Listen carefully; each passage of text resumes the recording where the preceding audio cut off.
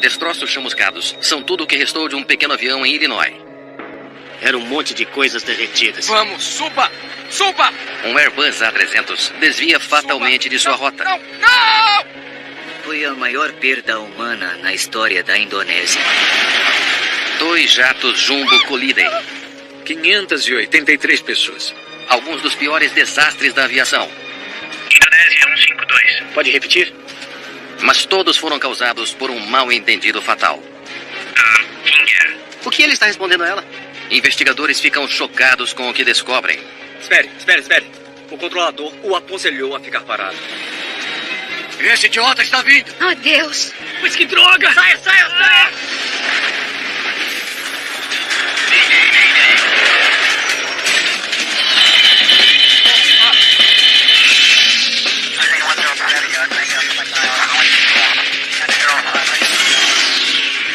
Mayday Desastres Aéreos. Esta é uma história real baseada em relatórios oficiais e relatos de testemunhas. Falha de comunicação. Quase 11 milhões de pessoas tomam os céus todos os dias. Suas vidas dependem da comunicação clara entre pilotos e controladores de tráfego aéreo qualificados. Controladores e pilotos trabalham juntos para corrigir erros uns dos outros, especialmente erros causados por mal-entendidos. Na maioria das vezes funciona, ocasionalmente alguma coisa escapa. O voo 5295 da United Express está a poucos minutos do seu destino final. 19 de novembro de 1996. O aeroporto de Quincy, em Illinois. Verificações completas. A comandante Kate Gadget está no comando de um Beechcraft 1900C, um avião de passageiros que transporta 10 pessoas. Como estão os ventos lá embaixo? Tem sido um dia longo, mas o desembarque no aeroporto de Quincy deve ser rotineiro. Os ventos são 060 a 8, 19 quilômetros de visibilidade. Quincy é um de milhares de aeroportos sem uma torre de controle. Isso significa que não há controladores para direcionar o tráfego. Os pilotos devem se comunicar diretamente uns com os outros durante a decolagem e o pouso. Em um aeroporto como Quincy, que não tem torre, você sempre precisa estar atento quando estiver pilotando um avião. Você tem que ter uma consciência situacional para perceber o que provavelmente virá em seguida e onde outras aeronaves estão. Olhe só aquele pôr do sol. É lindo.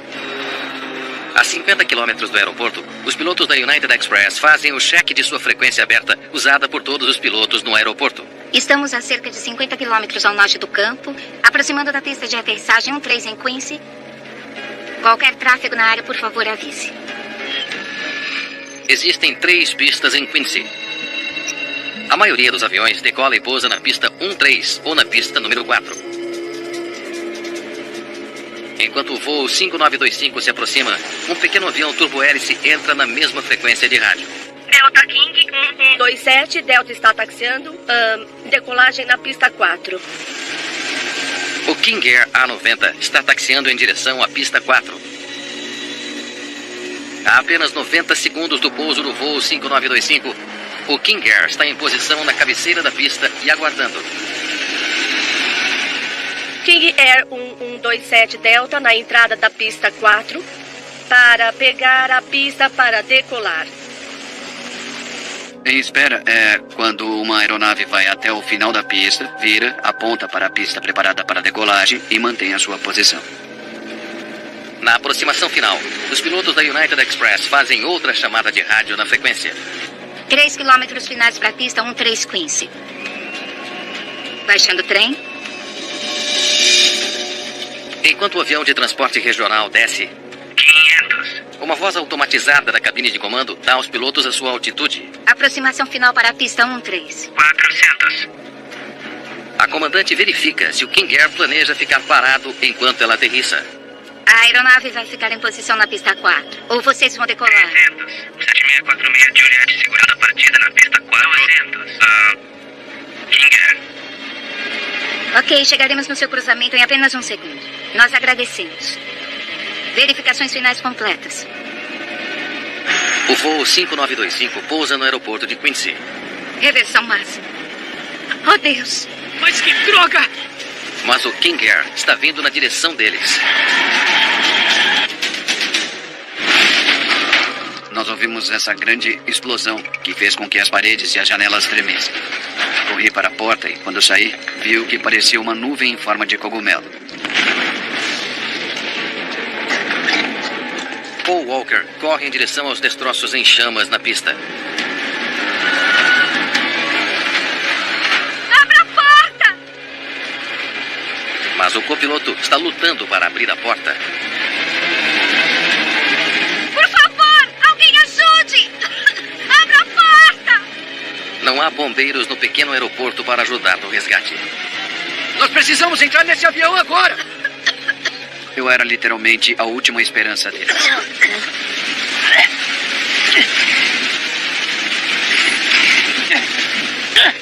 Eu agarrei aquela maçaneta e tentei abrir a porta.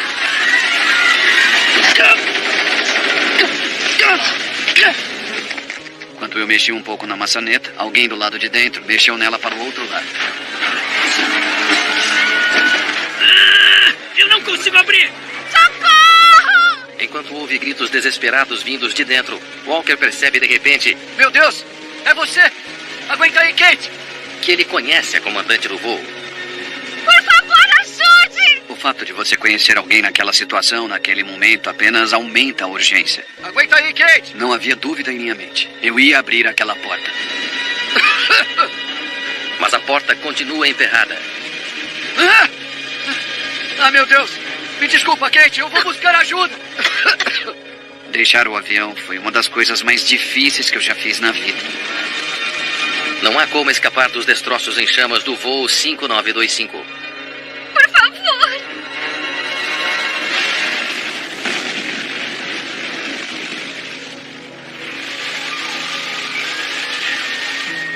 Quatro pilotos e 10 passageiros são mortos em uma das piores colisões de pista na história da América do Norte. De manhã, uma equipe de investigadores da Comissão Nacional de Segurança dos Transportes, a NTSB, está no local do choque no aeroporto de Quincy. Como aquilo aconteceu? Quais foram as falhas que entraram em jogo e causaram a colisão desses aviões no cruzamento de duas pistas? A análise das conversas entre os pilotos dos dois voos é um fator-chave na investigação. O que a tripulação estava dizendo? O que estavam pensando? A aeronave turbohélice menor, o King Air, não tem um CVR, ou gravador de voz de cabine. Mas o gravador de voo do United Express 5925 é recuperado do local do acidente. Estamos a cerca de 50 quilômetros ao norte do campo, aproximado da pista de aterrissagem 13 em Quincy. Até agora tudo bem. Os investigadores estudam as conversas entre as pilotos no aeroporto de Quincy, momentos antes do acidente. Aproximado da pista de aterrissagem 13 em Quincy, qualquer tráfego na área, por favor, avise. Quando o Beechcraft em 1900 se aproximou de Quincy, ele fez todas as chamadas de rádio necessárias. Os pilotos da United Express dão a outros pilotos no aeroporto de Quincy a chance de avisar se eles vão usar a pista. Mas a gravação de voz da United Express revela que as chamadas de rádio do King Air A90 são mais problemáticas. A piloto demora a responder à comandante Gatti. Delta King 1127, Delta está taxiando. Decolagem na pista 4. Estão usando a 4. Mas embora a resposta do voo esteja atrasada, ela confirma para os investigadores que os pilotos da United Express estavam cientes do King Air. King Air 1127 Delta na entrada da pista 4. Vou pegar a pista para decolar. Menos de 2 minutos antes do acidente, a piloto do King Air informa que eles estão aguardando na entrada da pista. É uma chamada de rádio que o United Express se encarrega de verificar. A aeronave vai aguardar em posição na 4 ou vocês vão decolar? Mas os investigadores ficam surpresos quando ouvem a resposta. 7646 Juliet, aguardando para decolar na pista 4, atrás. Por que ele está respondendo a ela? Esse não é o King Air. Quincy, qualquer outro tráfego. Os investigadores fazem uma descoberta surpreendente ao ouvir o gravador de voz da cabine do United Express 5925. Eles ouvem uma chamada de rádio de um terceiro avião na pista, um Cherokee. Não havia razão para o piloto do Cherokee, que não estava na pista ativa, que não vai decolar, ter feito essa chamada. O mal-entendido torna-se ainda mais complicado por causa do piloto do Cherokee. Ele não informou o seu tipo de avião. Se ele dissesse Cherokee, isso teria servido para ajudar a esclarecer. 7476 Juliet aguardando para decolar na pista 4, atrás do King Air. Mas a identificação adequada não é o único problema com a transmissão de rádio. Quando os investigadores ouvem mais atentamente as fitas, descobrem que a contagem regressiva da altitude obscurece a transmissão de rádio proveniente da piloto. Esperando para decolar na pista 4, atrás do King Air. Havia um dispositivo mecânico naquele modelo de avião, o Beechcraft 1900, que naquele momento disse 200. Esperando para decolar na pista 4, atrás do King Air. E isso fez com que a palavra atrás não fosse ouvida. Os pilotos da United Express pensam que é o King Air dizendo que eles estão aguardando na pista. Ok, vamos atravessar seu cruzamento em 1 segundo. Nós agradecemos. Mas o King Air não está aguardando. Ele já se deslocou para a pista quando o voo da United Express faz sua aproximação final. Infelizmente, para a tripulação dos aviões, eles acreditavam que era seguro pousar, porque o King Air esperaria por eles. Oh, Deus! Mas que droga!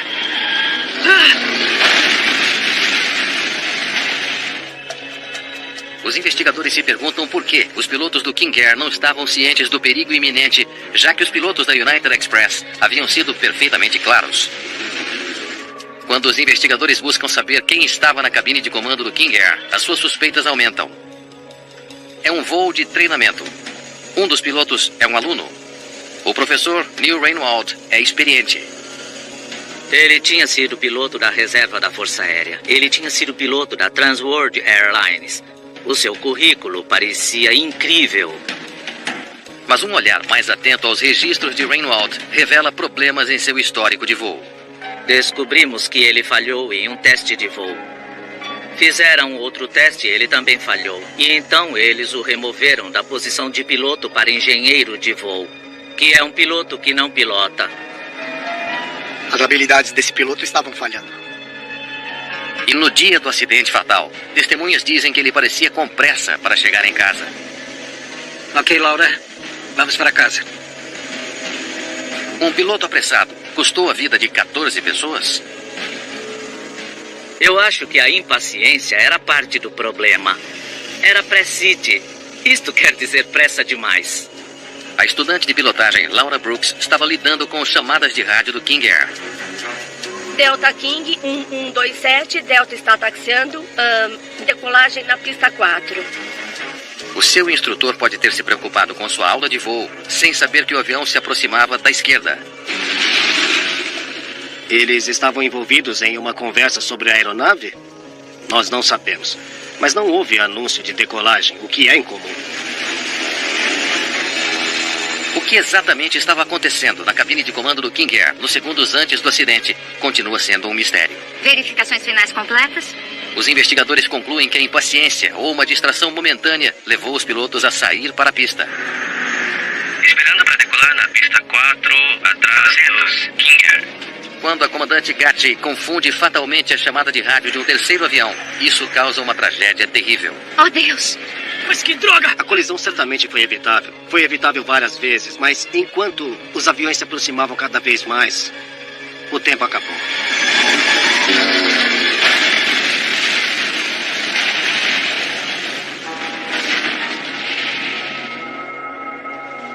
A NTSB determina que a tripulação do United Express 5925 agiu adequadamente durante a aproximação e o pouso.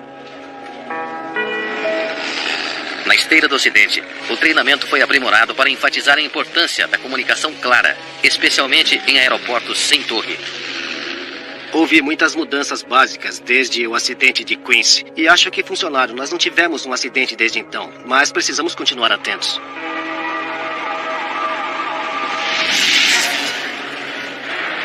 A segurança é fundamental em todas as comunicações, no solo e no ar. Mal-entendidos entre pilotos e controladores de tráfego aéreo são raros. No segundo que as pessoas não estão entendendo uma língua ou tendo algum tipo de falha de comunicação, tudo mais sai pela janela. O quê? Foi isso que aconteceu com um avião comercial que caiu em uma selva indonésia? Não! Não! Não! Não! 26 de setembro de 1997. O voo Garuda 152 segue em direção à cidade de Medan, com 234 pessoas a bordo. Vamos ficar no piloto automático o máximo que pudermos. Sim, senhor. O comandante Ratmo Yogo comanda o Airbus A300. Ele está voando na Indonésia há quase 20 anos. E está extremamente familiarizado com a rota do voo. Hoje a aproximação de Medan é mais desafiadora do que o habitual.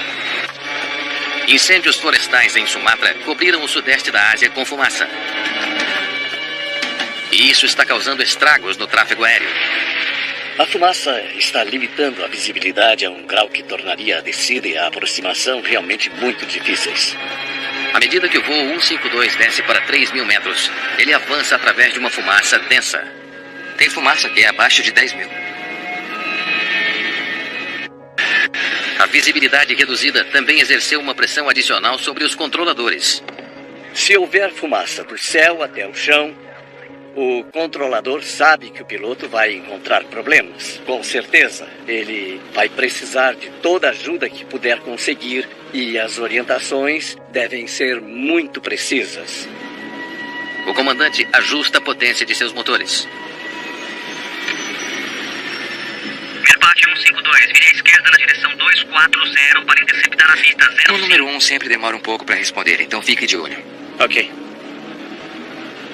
Indonésia 152, pode me ouvir? Indonésia 152, pode repetir? Ok, vire à esquerda na direção 240. 235 agora, para interceptar a pista 05. Entendido, à esquerda na direção 235, Indonésia 152. Os pilotos seguem as instruções do controlador para virar à esquerda. Só falta uma curva para se alinharem com a pista. Indonésia 152. Vire à direita em direção a 046. Virar à direita na direção 046, Indonésia 152. O voo 152 está em aproximação final. A pista deve estar à vista agora. Mas quando o avião se aproxima do chão, não está nem perto do aeroporto. O quê?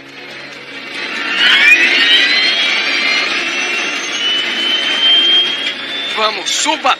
Suba!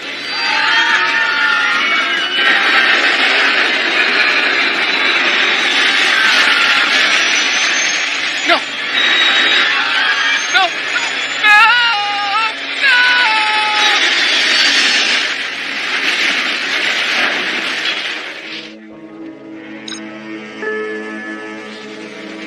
Todos a bordo estão mortos.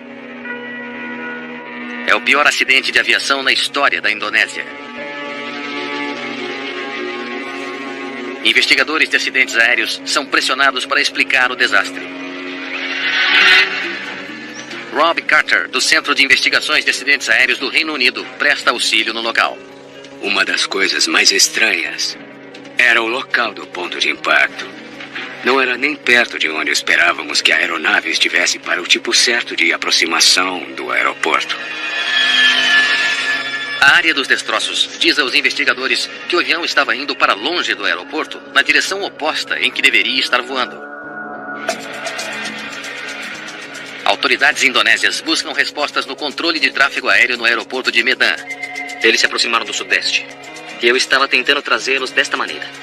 Uma curva à esquerda e depois uma curva à direita que os coloca na pista 05. Quando eles entrevistam o controlador que lidou com o voo, ele diz aos investigadores que suspeita que o comandante de alguma forma interpretou mal suas instruções. Ele não entendeu para onde deveria virar. Ele fez uma curva à esquerda aqui em vez de à direita.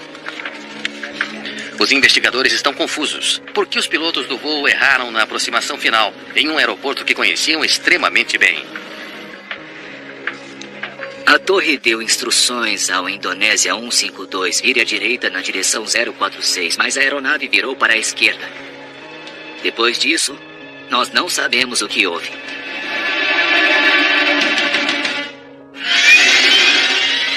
Os investigadores precisam descobrir por que o voo Garuda 152 desviou do curso e caiu na selva. Eles analisam as gravações de comunicações entre controladores de tráfego aéreo e pilotos para obter respostas. De início, elas parecem completamente normais.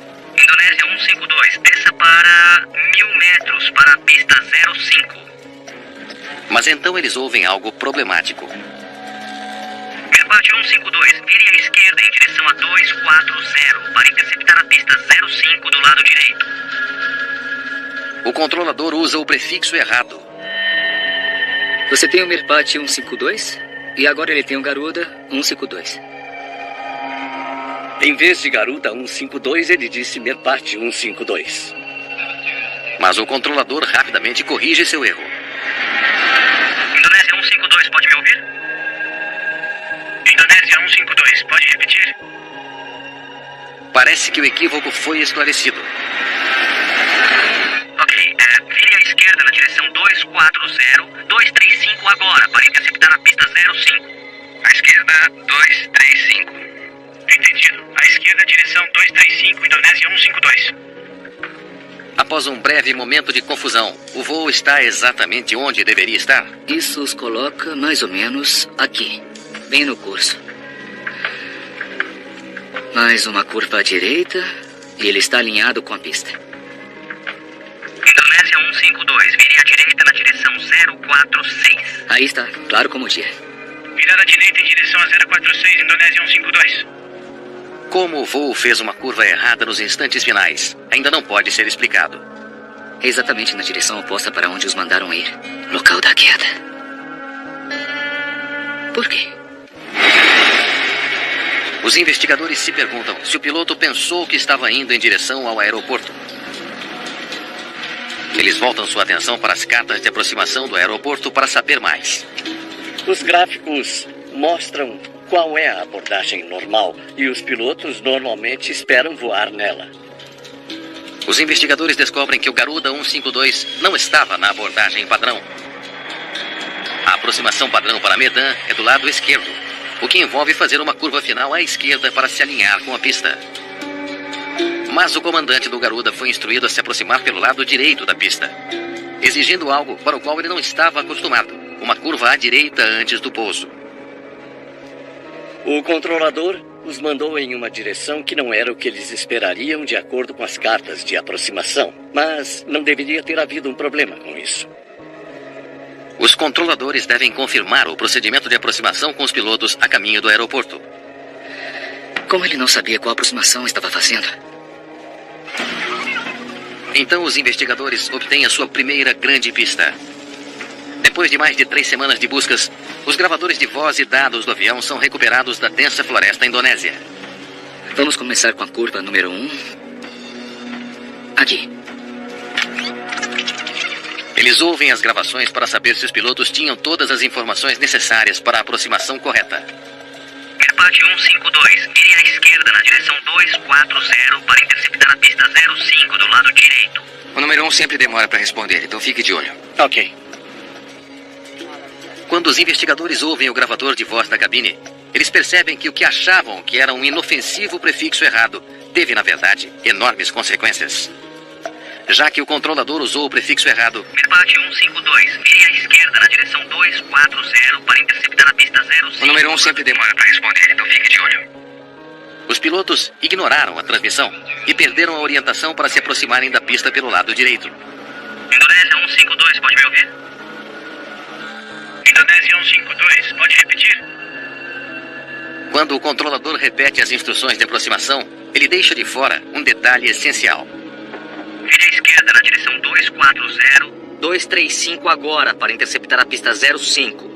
Ele não repetiu de que lado eles deveriam se aproximar. A confusão significa que a tripulação do voo 152 nunca ouviu uma instrução crítica para se aproximar da pista do lado direito, em vez da habitual esquerda. O controlador não deixou claro o suficiente para os pilotos de que este não seria o padrão normal. Ele deveria ter deixado claro: você não vai se aproximar pelo lado esquerdo da pista. Você vai se aproximar pelo lado direito. O comandante, incapaz de ver o chão através da fumaça dos incêndios florestais, insere um comando de curva à esquerda, como de hábito, distanciando-se do aeroporto e indo em direção às montanhas. Na confusão da curva, ninguém percebe que o Airbus está ficando perigosamente perto do chão. O quê? Vamos, suba! Suba! Vai, suba! Suba! Não! Não! Não! Não! Não!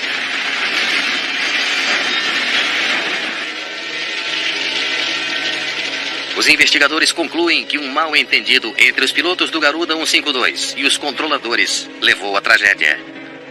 Devemos entender que a aviação envolve pessoas. E pessoas são falíveis.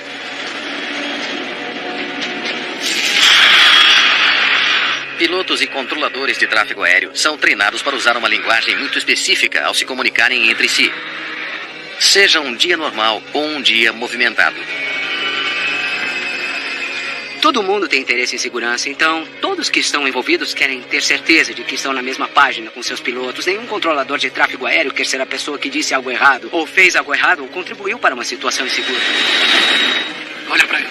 Esse idiota está vindo. Foi isso que aconteceu quando 2 aviões colidiram na ilha de Tenerife. A ilha espanhola de Tenerife é um refúgio tranquilo ao largo da costa africana. 27 de março de 1977. Sunjet 282, prossiga diretamente para a pista, volte e aguarde. Mas hoje, o aeroporto Los Rodeos está mais movimentado do que nunca. BA 783, pare antes da pista e aguarde liberação para o táxi. Dezenas de voos foram desviados após um ataque terrorista em Las Palmas. É um aeroporto de pista única com uma única pista de táxi paralela. E por causa de um ataque terrorista na região, eles tinham muito mais tráfego do que eles normalmente teriam. Sterling? Aviões de passageiros enchem o aeroporto. Os controladores estão sob pressão. Liberado para a decolagem. Eles estavam lidando com decolagens que haviam sido adiadas por uma boa parte do dia. E naquele momento, havia um senso de urgência para despachá-las em segurança. Próximo da fila, Sierra Alpha. Tenerife é conhecida por seu clima inconstante. Não consigo ver nada lá fora. E agora, uma névoa espessa está chegando. A visibilidade caiu para quase zero. Clipper 1736. Você está pronto para ligar os motores? Os controladores orientam o voo 1736 da Pan Am com 378 passageiros a se posicionar na pista atrás do KLM 4805. Clipper 1736, táxi liberado para a pista seguindo 747 da KLM. Clipper 1736. Para agilizar as partidas da KLM e da Panam, ambos taxiaram na pista ao mesmo tempo para colocá-los em uma posição em que estariam prontos para uma decolagem. O jato da Pan Am é instruído a seguir o KLM 4805 ao longo da pista única. E em seguida, fazer uma saída da pista de táxi para que ele possa ficar atrás do avião da KLM. Robert Bragg é o copiloto do jumbo da Pan Am. Siga o KLM pela pista. Recue. Faça uma saída para contornar o KLM. Então, era isso que estávamos fazendo. No final da pista, faça 180 e informe a sua posição. Os pilotos da Pan Am ouvem o controlador da torre dizer à tripulação do KLM, à sua frente, o que fazer após a decolagem. Você está liberado para a baliza Papa. Suba e mantenha o nível de voo 90. Vire à direita depois da decolagem. Entendido. Liberado para a baliza Papa. Nível de voo 90. Virar à direita e estamos em decolagem agora. Ok. Espere a autorização. Eu chamarei. E ainda estamos Taxiando pela pista. Clipper 1736. Papa Alpha 1736. Informe quando sair da pista. Tudo bem, nós informaremos quando sairmos dela. Obrigado. E então, a poucos metros de sua curva na pista, o copiloto Bragg vê algo surpreendente. Eu acho que ele está se movendo. Eu olhei para ele, ele estava vindo em nossa direção. Olha para ele. Esse idiota está vindo. Sai fora, sai fora!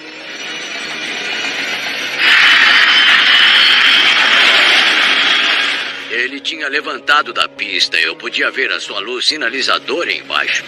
Sai fora, sai fora, sai fora! Sai, sai, sai! E então eu me abaixei e fiz uma oração muito rápida. Deus, espero que ele não bata em nós.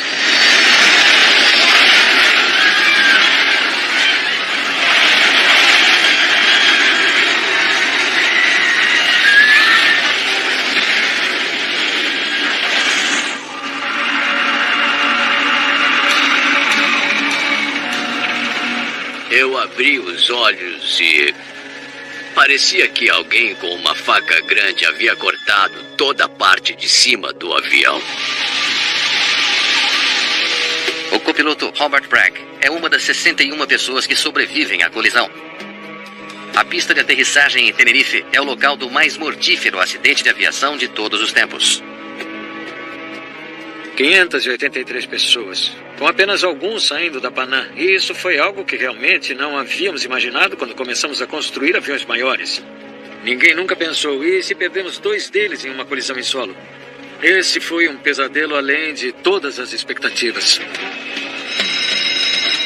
Na manhã seguinte, investigadores de acidentes aéreos da Espanha, Holanda e Estados Unidos estão no local. A sua tarefa será monumental: desvendar a cadeia de eventos que levou a essa colisão catastrófica na pista. Os gravadores de voz, nesse caso, eram vitais. Se havia 2 aviões se chocando na pista, então os eventos que levaram a isso eram mesmo fundamentais. Com as caixas pretas do voo a caminho do laboratório para análise, os investigadores voltam sua atenção imediata para o controle de tráfego aéreo. Eles analisam as gravações das instruções do controlador para os pilotos. Onde estavam as aeronaves nas pistas? E o que estava sendo dito ao longo de sua rota pela pista? Sai fora! Sai, sai!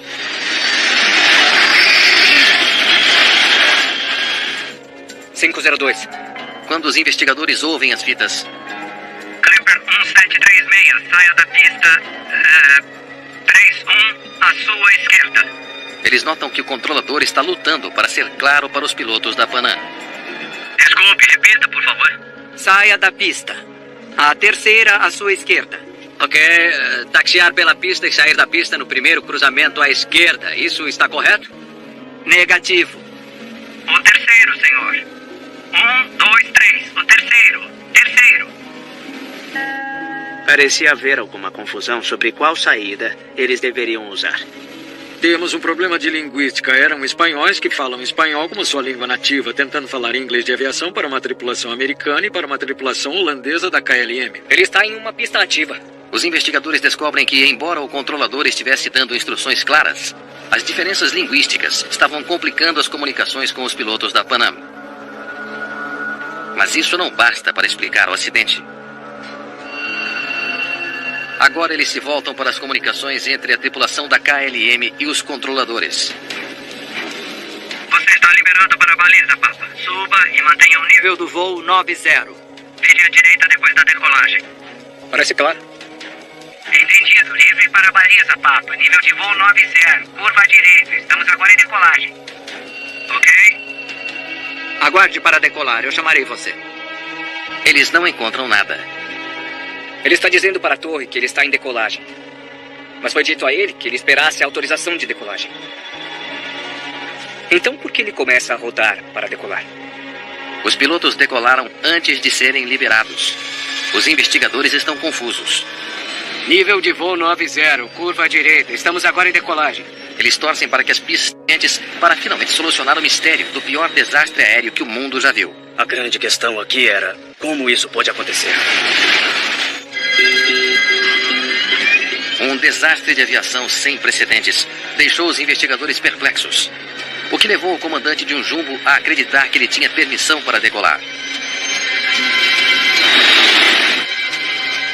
Parece muito estranho uma tripulação cometer esse erro. Esses são os melhores do ramo. Os investigadores se voltam para a gravação de voz da cabine do KLM para obter respostas. Talvez algo dito entre o comandante Van Santen e os outros pilotos possa explicar sua decisão de se movimentar na pista. Aterrissamos aqui às 13h38. Sim, eu sei disso. Temos que começar às 7 horas, foi quando fizemos o check-in. O limite de tempo é 10 horas de voo com uma amplitude de 13 horas, isso com uma parada. A gravação revela que o comandante parece estressado sobre as horas de trabalho. Se a tripulação exceder seu tempo de serviço, eles serão forçados a cancelar o voo. E isso significa provavelmente 30, 40 mil dólares de quartos de hotel para os passageiros que eles não poderão levar de volta naquela noite. Os atrasos nos voos deixaram os pilotos com apenas 2 horas para levar seus passageiros para Las Palmas e apanhar mais uma leva de passageiros e voltar ao ar em direção a Amsterdã. Se eu estragar isso, posso perder minha licença. Mas nós não queremos isso. Uma questão perturbadora confronta os investigadores. Os pilotos da KLM se apressaram para sair do chão. Meia hora para taxiar. Meia hora para chegar lá. 1 hora para trocar passageiros e voltar ao ar. É apertado. Bom, era bem claro que o tempo era um fator importante na tomada de decisão do comandante da KLM. Ele não ia perder tempo quando chegasse ao fim da pista. A KLM está pronta para decolar, aguardando a autorização da torre. Então ele pede autorização da torre e estamos a cerca de 1 minuto da colisão. Quando o copiloto pediu a liberação, ele pediu a liberação do controle de tráfego aéreo completamente separado da autorização para realmente rolar esse monstro de 230 a 270 toneladas pela pista. Você está liberado para a baliza, Papa. Suba e mantenha o nível de voo 90. Vire à direita depois da decolagem. O que os investigadores ouvem a seguir responde muitas das questões que dificultam a investigação. Isso, entendido. Liberados para a baliza, Papa. Vamos, cheque o nível de voo 90 à direita. Estamos agora em decolagem. Ok. Espere. O que aconteceu aí? Vamos ouvir de novo, por favor. Os investigadores descobrem um mal-entendido que pode explicar por que os pilotos achavam que estavam liberados para decolar. O controlador fornece aos pilotos as instruções sobre o que fazer após a decolagem. Você está liberado para a baliza, Papa. Suba e mantenha o nível de voo 90. Vire à direita depois da decolagem. Mas o comandante reage como se ele tivesse sido liberado para a partida. Isso. Eles têm uma liberação do controle de tráfego aéreo que contém a palavra decolagem, e isso confirma para eles que tudo está como deveria ser, quando na verdade tudo não está. Vamos, cheque o empuxo. Os pilotos da KLM aceleram e começam a percorrer a pista. É uma decisão mortífera, causada por um simples mal-entendido nas comunicações. Nível de voo 90, curva direita. Estamos agora em decolagem. Os investigadores agora sabem o que o copiloto holandês quis dizer com em decolagem. Ele está relatando que ele está realmente decolando, não que está pronto para decolar. Infelizmente, neste caso, isso significava que eles estavam decolando da perspectiva da KLM. E da perspectiva do controle de tráfego aéreo, eles estavam ouvindo "estamos em posição de decolagem". Mas para os investigadores, há algo sobre a troca de mensagens que ainda não faz sentido. As transcrições da torre dizem que o controlador o aconselhou a ficar parado. Ok. Aguarde para decolar. Eu chamarei você. Por que eles ignoraram o controlador? Por que a tripulação da KLM não seguiu essa instrução clara para aguardar? E então eles ouvem outro momento crítico na fita da KLM. Estamos agora em decolagem. Ok. Foi isso que ele ouviu? É uma descoberta surpreendente. Nível de voo 90 à direita. Estamos agora em decolagem. Ok. 2 avisos separados para ficarem aguardando nunca foram ouvidos na cabine de comando da KLM. A torre e o voo da Panam fizeram as suas chamadas críticas exatamente ao mesmo tempo. Ok. E ainda estamos taxiando pela pista. Clipper 1736. As transmissões simultâneas produziram uma estática de 4 segundos na cabine de comando da KLM. Estamos agora em decolagem. Ok. Nós ainda estamos taxiando pela pista. Clipper 1736. A tripulação ouviu apenas uma palavra. Ok. Infelizmente, isso aconteceu durante aquela pausa após o controlador dizer ok para a KLM. Eles não tiveram oportunidade de ouvir o controlador dizendo espere para decolar. Nem foram capazes de ouvir a tripulação da Panam reportando que eles ainda estavam na pista. Depois de uma série de falhas de comunicação, o acidente aéreo mais mortífero do mundo é inevitável. Eu acho que ele está se movendo. Olha para ele. Esse idiota está vindo. Ah, droga!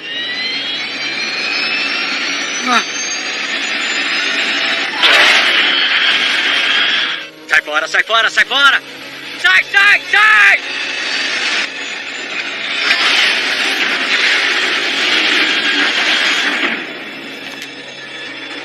O Van Zanten não deveria ter se movido sem autorização explícita. Você aprende isso provavelmente na primeira ou segunda aula na aviação. Não decole a menos que você obtenha uma autorização. O acidente em Tenerife leva a mudanças na forma como os controladores usam a linguagem no mundo todo. Os controladores não usam a palavra decolagem a menos que realmente queiram dizer e tenham a intenção que a nave faça exatamente isso, decolar. Em vez disso, eles substituirão a palavra por após a partida, vire à direita de 040 ou algo parecido. Suba e mantenha um nível de voo 90. Vire à direita após a decolagem. Nós, humanos, achamos que podemos nos comunicar com grande precisão. E estamos absolutamente errados. Se você se desviar da fraseologia padrão, acabará com uma situação como a de Tenerife. Investigadores de segurança aérea estão expandindo os seus esforços para evitar que pequenos desentendimentos humanos provoquem desastres aéreos. Indonésia 152, pode repetir? O nosso próximo salto é utilizar adequadamente a eletrônica, onde passaremos instruções e liberações com um grau muito maior de fidelidade do que podemos fazer pela voz. Esperando para decolar na pista 4, atrás do Kinger. Quando você olha 40 ou 50 anos para trás, nós nem sequer entendíamos por que estávamos tendo esses acidentes. Nós não nos demos conta das comunicações e todas essas coisas nos levaram agora ao ponto em que estamos quase no zero. Estamos tão perto que já dá para sentir.